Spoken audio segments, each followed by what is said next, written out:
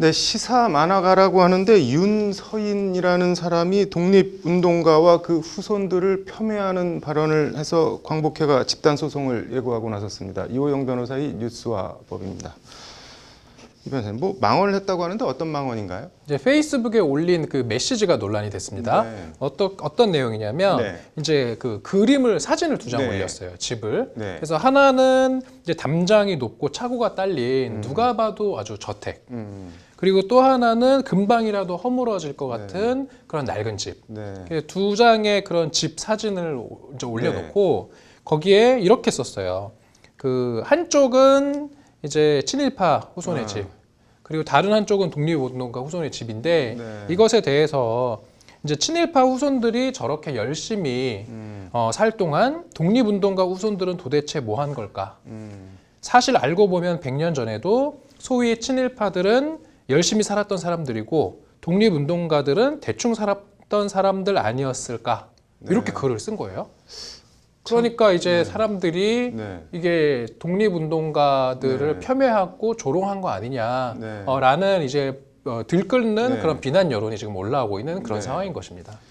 이 사람은 뭐 근데 그 비난을 뭐 즐기고 있는 것 같기도 해요, 보면은. 이렇게 비난이 쇄도하니까 윤 씨가 14일에 이런 글을 또 올렸어요. 네. 광역 어그로를 끌리면 좋은 점. 그래서 내 말을 듣는 사람들이 늘어난다. 내 관심은 코인이 아니라 계몽과 확장이다라고 해서 이 어그로라는 게 약간 좀 비호감적인 어떤 이런 표현을 해서 오히려 관심을 끄는 것이거든요. 그러니까 윤서인 씨가 지금 14일에 올린 글을 보면 결국은 내가 이렇게 올렸던 독립운동가와 친일파 후손을 비교하는 그 사진과 게시글을 통해서 오히려 어그로, 다시 말해서 사람들의 관심이 집중되는 것에 대해서 나는 뭐 불만이 없다. 이런 식으로 지금 해석될 수 있는 글을 또 올려놓은 그런 상황인 것이죠. 이 뭐 윤서인이라는 사람이 막말이 이번이 처음이 아니라면서요. 네, 저도 지금 여기 오면서 보니까 전에 이제 올렸던 글들은 3.1 운동과 관련해서 또 이런 글을 올렸다고 합니다. 거리에서 깃발 흔들고 하늘에다 독립을 외친다고 독립이 되겠냐.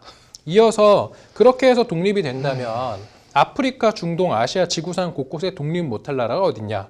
라고 글을 올려서 또 이 당시에 그 평화적인 그런 운동으로 전 세계 독립운동사에 한 획을 그었던 우리의 3.1 운동을 좀 폄훼하는 그런 글을 올리기도 했고 또 더 충격적이었던 거는 그 다음에 올렸던 글인데 이 조두순과 관련된 또 보면은 웹툰을 그렸어요. 거기에 보면은 딸아, 널 예전에 성폭행했던 조두순 아저씨 놀러 오셨다.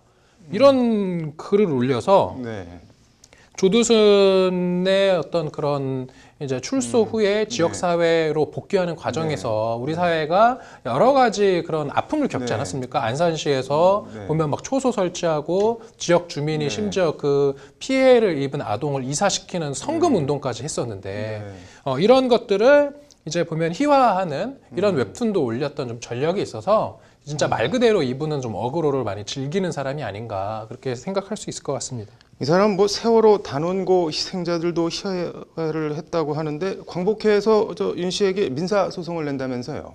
지금 그 광복회 측에서는 조만간에 민사 소송을 제기할 것 같아요. 지금 보니까 그 김원웅 광복회장이 지금 한 라디오 인터뷰에서 이제 이렇게 말씀을 하셨는데 독립운동가 후손들이 전국 각지에서 이걸 그대로 두면 안 된다. 이렇게 이제 광복회로 계속 연락이 온다는 거예요. 그래서 지금 광복회 측에서는 광복회 자문 변호사가 있으니까 이 변호사를 통해서 법적인 대응을 하는 것을 좀 적극 검토하고 있는 것으로 보입니다. 이게 지금 법적으로 뭐 민형사 고소 소송 내면 어떻게 되는 건가요? 먼저 형사고소를 생각해 볼 수는 있는데 형사고소는 이제 뭐 사자 명예훼손이나 아니면은 지금 남아있는 그런 후손들의 명예를 훼손한 것이 아니냐라는 이제 댓글들은 많이 올라와요.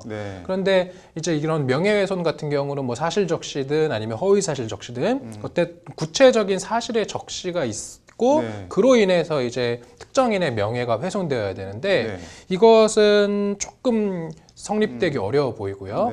그래서 예를 들어서 그 우리가 최근에 기억에 남는 사건들이 많이 있는데 그 강용석 전 의원 사건 있지 않습니까? 아나운서들에 대해서 이제 좀 부적절한 발언을 해서 문제가 되었던 사건이 실제로 기소가 됐었어요. 그 아나운서들을 모욕했다라는 혐의로 기소가 되었고 이제 1심인가 그 하급심에서 유죄 판결도 나오긴 했었는데 네. 결과적으로 대법원까지 가서는 무죄 확정 판결 선고됐었거든요. 네. 뭐냐면은 어떠한 집단을 네.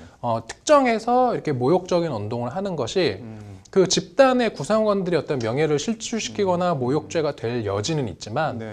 이게 명예훼손이든 모욕죄든 그 특정이 돼야 됩니다. 특정 피해자를 딱 지칭을 해서 그 사람의 명예를 실추시키거나 모욕해야 되는데 네. 이런 집단 특정 집단을 이렇게 이야기하는 것은 웬만해서는 죄가 되지 않습니다. 그래서 그렇기 때문에 지금 윤서인 씨가 올린 이 부적절한 게시글이 독립운동가라는 그런 집단에 대한 네. 어떤 모욕적인 언동인 거는 맞으나 네. 이게 형사상 처벌에 이를 정도의 그런 모욕죄가 되기는 조금 어려워 보인다.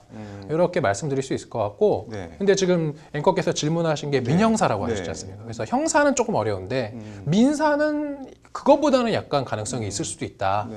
왜냐하면 민사 같은 경우는 이제 민사상 불법행위에 의한 손해배상 소송인데요. 네. 이 경우는 민사상 불법행위는 형사상 어떤 불법행위보다는 조금 더 폭넓게 인정합니다. 우리 네. 판례에서. 네. 그래서 이런 부적절한 모욕적인 게시글로 인해서 독립운동가의 후손들이 받은 네. 그런 정신적 고통을 이제 손해배상으로 위자하라라는 판결이 나올 가능성은 조금 있어 보인다. 그래서 이 부분은 저도 결론이 어떻게 될지 좀 궁금하다는 생각을 해봅니다. 이게 지금 김원웅 회장이 광복회원이 전국에 8,300명이 되는데 1인당 100만 원씩 위자료, 또 뭐 다하면은 83억이 된다 이렇게 했는데 1인당 100만 원은 뭐 그렇게 큰 금액이 아니니까 뭐 인정이 될 수가 있는 건가요? 어떤 건가요? 이제 민사상 손해배상에서 크게 원고가 주장 입증해야 되는 점이 두 가지라고 이제 우리가 네. 볼 수 있는데 하나는 그 피고의 어떤 불법 행위. 네. 그래서 윤서인 씨가 올린 그러한 글이 네. 결국 우리가 민사상 그런 민법상 불법 행위로 볼 수 있을 것인가? 네. 그 부분에 대한 이제 입증을 해야 될 것이고 네. 만약에 그것에 대해서 법원이 인정한다면 네. 이 정도 글은 유족에게 정신적인 고통을 주기에 충분하다라고 본다면은 이제 그 불법행위에 의한 어떤 손해배상에서 네. 이제 불법행위가 성립이 된다라고 볼 수도 있고요. 그렇게 되면 이제 남은 것은 그와 상당 인과관계가 있는 손해는 얼마냐 도대체 정신적 고통을 금전으로 환산하면 얼마일 것인가 라는 네. 부분에서 보통 통상적으로 위자료가 네. 이제 뭐 성추행이나 네. 어떤 그러한 뭐 신체적인 어떤 네. 그런 정신적인 고통을 줬을 때 한 몇백만 원 정도 나오거든요, 보통. 네. 그렇다고 한다면은 1인당 100만 원씩 청구한 게 그렇게 과도해 보이지는 않는다라고 말씀드릴 수는 있을 것 같습니다. 지금 뭐 윤서인 씨 막말 논란 뭐 개인적으로는 어떻게 보시나요? 막말이죠. 이건 막말이고 네. 어그로이고. 그래서 우리가 약간 이런 방송에서 사실 논평을 네. 하지 않을 수가 없어서 하긴 하는데 네. 이것을 오히려 또 윤서인 씨는 즐기고 있지 않을까라는 좀 걱정도 되는데요. 네. 어쨌든 이런 사회적으로 다 많은 영향을 미치는 이런 공적인 지위에 있는 그런 사람들의 어떤 좀 언동으로서는 대단히 적절하지 않은 그런 표현이고 비난받아 마땅하다. 다만 이것이 법적으로 네. 책임을 지는 어떤 그런 이제 언동이었는지는 네. 추후 법원에서 아마 결정을 해주지 않을까 싶습니다. 정철승 광복회 고문 변호사가 뭐 자기 페이스북에 앞으로 윤서인이 돈 많이 벌어야겠다, 돈으로 죗값 치르려면 뭐 그런 글을 남겼다고 하는데 광복회 소송을 지켜봐야겠네요. 오늘 잘 들었습니다.